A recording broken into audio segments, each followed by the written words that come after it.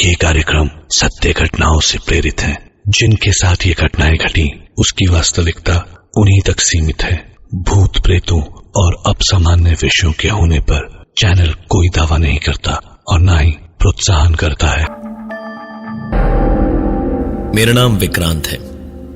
मेरी जान मेरी सोनल हमेशा से पिक्चर परफेक्ट बनना चाहती थी। बेहद खूबसूरत थी वो। एक बार में उसे देखकर दिल नहीं भरता था। पलटकर दोबारा देखना जरूरी था सोनल को, वरना लगता था जैसे कोई तमन्ना अधूरी सी रह गई हो। जब हंसती थी तो लगता था जाने कौन सी कयामत टूट पड़ी हो। मेरी सबसे अच्छी दोस्त थी वो, लेकिन फिर मुझे उससे जाने कब प्यार होने लगा। कसम से कह रहा हूं, मैंने कभी उसे बुरी नजर से नहीं देखा। हमेशा खुश देखना चाहा, हमेशा उसे हंसते खेलते देखना चाहा, लेकिन मानी नहीं वो। मैंने कितने फोन किए, कितने मैसेज किए, कितनी चिट्ठियां लिखी उसे अपने हाथों से, पर उसे कोई फर्क नहीं पड़ा। लिखते वक्त कलम पकड़ी मेरी उंगलियों में तन से चोट लगती थी, लेकिन उससे इतना प्यार था कि हर दर्द झेलने को तैयार था मैं, और झेला भी। एक लड़का था बेवकूफ सा, उसके पीछे पड़ा रहता था। प्यार करती थी वो पागल उस लड़के से। मैंने उसको बताया कि उसके पीछे जिंदगी बर्बाद कर रही हो तो मुझ पर ही बरस पड़ी। मैंने समझाया उसे कि पागलपन कर रही है वो। मैं उसे उस लड़के से कहीं ज्यादा प्यार करता था यार। इतने सालों से उसका दोस्त था तो कम से कम थोड़ा तो सोचती मेरे बारे में, लेकिन नहीं। रात बेरात कभी भी अब रोने लगती है। वैसे तो पहले सिर्फ फोन पे ही परेशान करती थी, लेकिन अब तो हद ही खत्म कर दिया लड़की ने। अरे भाई, मैं सो रहा हूं लेकिन नहीं, ऐसे ही आ जाएगी कमरे में और आकर पहले चीखेगी, चिल्लाएगी, फिर गुस्सा दिखाएगी, और जब मैं कुछ नहीं करूंगा, हिलूंगा तक नहीं, तो मुझे थप्पड़ घूंसे मारेगी अपने हाथों से, और फिर थक हार के यही मेरे पास, मेरे पलंग के पास जमीन पर सो जाएगी। कितनी बार कहा था मैंने कि वो लड़का सिर्फ उसकी खूबसूरती से प्यार करता था। उसे सोनल के दिल से थोड़ी मतलब था, लेकिन सोनल माने तो ना। बताना पड़ा मुझे उसको कि यही प्रॉब्लम थी उसको, कि उसको जब तक सच्चाई दिखा ना दो तब तक पगली मानती नहीं थी। क्या करता मैं? हा? आप बताओ क्या करता? मुझे अपने प्यार को पाना था, उस घटिया लड़के से बचाना था मुझे। तो एक ही रास्ता दिखाई दिया। मैंने सोनल पर एसिड डाल दिया। तेजाब, पूरी खूबसूरती पिघल गई, जल गई धू धू करके मोम की तरह। लेकिन मैंने तो सोचा ही नहीं था कि इतना दर्द भी होगा उसे। वो चीख रही थी, चिल्ला रही थी, तुम्हें क्यों मुझे अपने विक्रांत को गालियां दे रही थी। उसका दर्द मुझसे देखा नहीं गया। अरे, प्यार करता था उससे, और आज भी करता हूं। जब मैंने उसे दर्द में देखा तो अपने ही हाथों से गला घोटकर शांत कर दिया मैंने। लेकिन सभी ने कहा कि वो मर गई। अरे, कैसे मर गई? हाँ? मैंने जगाने की कितनी कोशिश की, लेकिन वो जागी नहीं। सचमुच मर गई थी वो। पर मैंने तो टीवी पर एक फिल्म में देखा था कि 30 सेकंड तक किसी का गला घोटो तो धड़कन धीमी हो जाती है और उसे दर्द का एहसास नहीं होता है। मारना नहीं चाहता था अपनी सोनल को। ये सब उसी लड़के की वजह से हुआ था। उसे सबक सिखाना जरूरी था। मैं सोनल के मरने के बाद तुरंत उसके घर चला गया, उसे बाहर बुलाया। जरा सी और देर हो जाती तो पुलिस पहुंच जाती, लेकिन मैं कम थोड़े हूं। पुलिस से पहले पहुंच के उसे पहले तो जी फाड़ कर मारा, फिर ईंटों से उसका सर कुचल के उसकी जान ले ली। पुलिस ने स्टेटमेंट मांगा तो मैंने सब बता दिया। उन्होंने पता नहीं क्यों मुझे पागल खाने में डाल दिया। और सोनल यहां रोज रात मेरे पास रात भर रहती है, पगली लड़की। अब कहीं जाकर ना उसे मुझसे प्यार हुआ है। रोज रात को मैं खाना खाकर वापस अपने पलंग पर लेटता हूं तो सामने से सोनल, मतलब मेरी सोनल, उसी अजली हालत में आती है और मेरे पास बैठकर रोने लगती है। उस रात तो हद हो गई। मैं सो रहा था, अचानक मुझे लगा जैसे मेरे हाथ पैर बंधे हुए हैं और ऐसे जैसे कि सुन हो गए। करवट बदलने को पलटने की मेरी कोशिश बस कोशिश ही थी।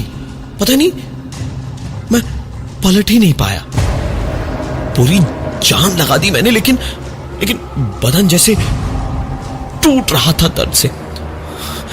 खून का दौरा रुक सा गया था मेरा। पूरे बदन में सुइयां सी चुभ रही थी। आखिरकार गुस्से में झल्लाकर चीखा और उठकर बैठने की कोशिश की, लेकिन आंख खुली तो देखा सोनल मेरी छाती पर बैठी थी। वो मेरे जागते ही झुक के मेरे कानों के पास आकर बोली, क्या हुआ विकी? अब तो मुझसे प्यार नहीं करता? मैं खूबसूरत नहीं रही इसलिए, या मैं जिंदा नहीं हूं इसलिए? सच कहूं तो एक पल को घबरा गया था मैं भी। मैंने उससे कहा, नहीं करता हूं, तुमसे प्यार करता हूं, लेकिन उस पागल को खुश कर पाना बहुत मुश्किल था। चिढ़ गए और रोती हुई कोने में बैठ गई। मैंने बहुत प्यार से बार बार उसे समझाने की कोशिश की, लेकिन खमक मानी नहीं, चली गई और बहुत दिनों तक नहीं आई। लेकिन फिर एक रात मैं खाना खाकर लेटा ही था। पता नहीं क्यों मुझे बहुत बुरा लगने लगा कि मेरी वजह से सोनल आज है ही नहीं, जिसको हमेशा मैं खुश देखना चाहता था।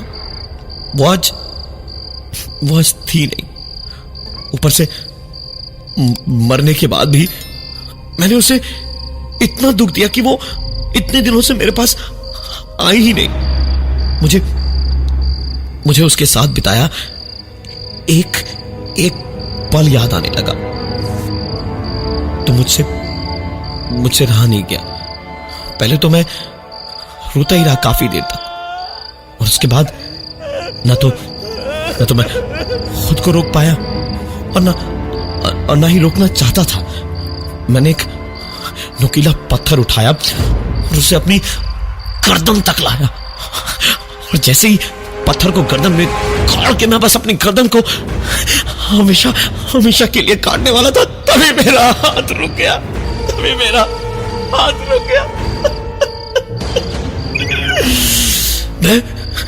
मैं पूरी ताकत से उसे अपनी गर्दन तक लाना चाहता था, लेकिन मेरा हाथ वहीं के वहीं अटका हुआ था। मेरी पूरी ताकत कुछ ही पलों में जवाब दे गई और वो पत्थर मेरे हाथ से छूट कर गिर गया और मेरे कानों पे ठंडी सांसों के जैसी हवा के साथ सोनल की एक आवाज गूंजी। इतनी आसानी से मैं तुझे मरने कैसे दूं विकी? ये सुनकर मुझे समझ आया कि उसे मुझसे प्यार कभी नहीं था, सिर्फ बदला लेना था। जो मैंने किया उसका बदला। लेकिन मैंने तो जो किया उसके भले के लिए किया था ना। मैं अब सिर्फ एक बात से परेशान था कि अगर इतनी आसानी से नहीं तो फिर कैसे? ये सब कुछ सोच रहा था मैं जब सवेरे हम सबको प्लेग्राउंड में ले जाया गया। सारे लोग इधर उधर खेल कूदने लग गए। कोई चिड़ियों से बातें करने लगा, कोई पेड़ बनकर एक कोने में खड़ा रहा, तो कोई बॉल हाथ में लिए एक टक बॉल को घूरता जा रहा था। और मैं एक कोने में बस बैठा हुआ था। और वहीं पर अचानक मुझे गर्दन पर महसूस हुआ जैसे किसी का हाथ था और वो कसता जा रहा था। मैंने पीछे पलट के देखना चाहा तो एक जोरदार थप्पड़ मेरे गाल पर पड़ा। मैं तो जैसे नींद से उठा था। मैंने इधर उधर हाथ पैर मारे और किसी तरह खुद को छुड़ाया और चारों ओर नजर दौड़ाई तो एक के बाद एक इन सारे पागलों को देख देख कर मुस्कुरा रहा था। हंसी आ रही थी इन सब पर।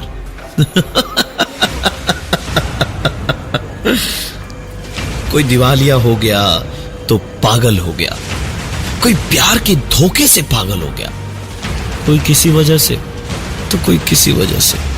सबके सब यहां आ गए और मैंने दो कत्ल किए तो मेरी सोच की वजह से मुझे पागल खाने में डाल दिया। ये भी कोई बात हुई? इन सबके साथ मेरा क्या वास्ता? मैं पागल नहीं हूं। ये सब अपने घर वालों पर बोझ है, इनको जीने का हक नहीं है।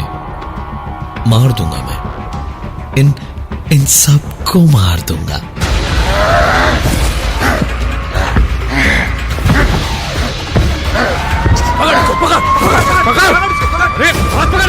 मुझे गार्ड्स ने पकड़ लिया और फिर वही हुआ जो पागल खाने में हर पागल के साथ होता है। मैं चिल्लाता रहा, चीखता रहा और मेरे सामने बैठी सोनल मुस्कुराती रही। उसे देखते देखते आंसू छलकते रहे मेरे। जैसे जैसे मेरे आंसू और दर्द बढ़ते गए उसकी मुस्कुराहट भी उतनी ही बढ़ती गई। लेकिन कुछ देर के बाद जब मेरी हिम्मत जवाब देने लगी, ज़बान अंदर हलक में सरकने लगी और मौत कुछ ही देर में पक्की लगने लगी, तो धीमे धीमे पथराई आंखों के सामने सोनल का हाथ हवा में उठा और इलेक्ट्रिक शॉक मशीन में शॉर्ट सर्किट हो गया। सारे वार्ड बॉयज इधर उधर भागने लगी कि कहीं आग वाग न लग जाए। और इसी अफरा तफरी में सोनल मेरे पास आई, झुकी और मेरे कान में धीमे से बोल गई, कहा था ना इतनी आसानी से तुझे मरने नहीं दूंगी मैं विकी। अब मुझे थोड़ा थोड़ा डर लगने लगा था कि आसानी से नहीं का तो एक ही मतलब है कि वो मुझे तड़पा तड़पा के मारेगी, मेरे फरिश्तों को भी जहन्नुम की आग में जलाकर मारेगी। मेरी सोनल का मुझसे नाराज होना लाजमी था ही। वो जो भी करे गलत नहीं हो सकता, ऐसे मेरे साथ कैसे कर सकती है वो? या फिर ऐसे बार बार मुझे डरा के बोलने का मतलब ये भी हो सकता है कि कहीं शायद मैं सोच सोच में घबराता हुआ ही मर जाऊं। मैंने धीमे धीमे अपनी सेहत पे ही ध्यान देना शुरू किया, शांत रहने लगा। चाहे कितना भी कुछ हो जाए, लेकिन खुद को रोकना, खुद को संभालना शुरू किया और वाकई बहुत फायदा हुआ। मुझे 6 महीने बाद रिहा किया गया। मेरे एक प्रोफेसर की सिफारिश पे मुझे एक नौकरी भी मिल गई। मैं खुश था कि मैं उन सारे झमेलों से बच गया, जेल नहीं जाना पड़ा और एक नई जिंदगी शुरू करने का मुझे मौका मिला है। मैं रोज सवेरे नहा धोकर एक दुकान पर चाय पीता, नाश्ता करता और ऑफिस जाता, और शाम को लौट के टीवी देखते देखते सो जाया करता। एक रात की बात है, मैं अपने छोटे से कमरे के उस सख्त पलंग पर लेटा सो रहा था, जब अचानक मेरी नींद खुली एक जानी पहचानी आवाज के साथ। एक हाथ मेरे बालों को और माथे को सहला रहा था और नींद में ही मैं पसीने से तर हो चुका था। मैं पलटा तो सोनल मेरे पास बैठी रो रही थी और मेरे पलटते ही वो जोर से चीखी और कमरे से दौड़ती हुई बाहर भागी। अब मैं पागल खाने में नहीं था, मैं उसके पीछे दौड़ा। दौड़ते दौड़ते मैंने देखा सोनम सीधे मेरे ऑफिस की बिल्डिंग में घुस गई। मैं भी पीछे पीछे भागा और देखा एक सिक्योरिटी गार्ड ड्यूटी के वक्त अपनी कुर्सी पर बैठा सो रहा था। सोनम उसके ठीक बगल में हाथ में एक छुरी लिए खड़ी थी और उसे मारने जा रही थी। सामने सिर्फ मैं था, तो इसका भी इल्जाम मेरे सर पर ही आता, इसलिए मैं चिल्लाया, सोनम नहीं, मुझे माफ कर दो सोनम, मैंने जो किया गलत किया और उसकी सजा मुझे मिल चुकी है, मुझे छोड़ दो, माफ कर दो मुझे, ऐसे तो मैं सचमुच पागल हो जाऊंगा, तुम्हारा पागल खाने नहीं जाना मुझे, मैं नहीं जाना चाहता वहां, पागल नहीं हूं, मैं पागल नहीं हूं सोनल, मैं पागल नहीं हूं। ऐसे रोते रोते मुझे समझ आया कि मेरे हाथ पैर हिल-डुल नहीं पा रहे थे। मुझे कस के कई लोगों ने पकड़ा हुआ है और मैं चिल्लाए जा रहा था कि मैं पागल नहीं हूं, मैं पागल नहीं हूं। और इसी बीच मैंने आंखें खोली तो देखा मैं उसी इलेक्ट्रिक शॉक देने वाली मशीन पर पड़ा था और मुझे वार्ड बॉयज बांधने की कोशिश कर रहे थे, पर बांध नहीं पा रहे थे। और सोनल उसी जले पिघले हुए चेहरे पर मुस्कुराहट लिए उंगली से ना का इशारा कर रही थी। मैं जैसे उसे देखकर सारे जहां का दर्द, परेशानी सब भूल गया और चुपचाप लेट गया। मुझे शॉक्स दिए गए।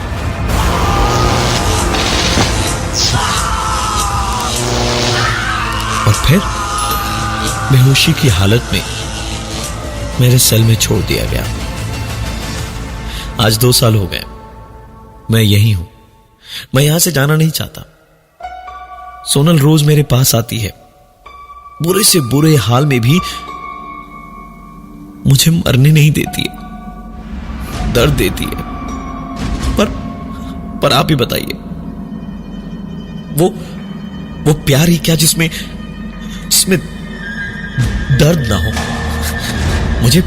मुझे अच्छा लगता है जीते जीना सही, बदला लेने के बहाने ही सही, पर कम से कम मेरी सोनल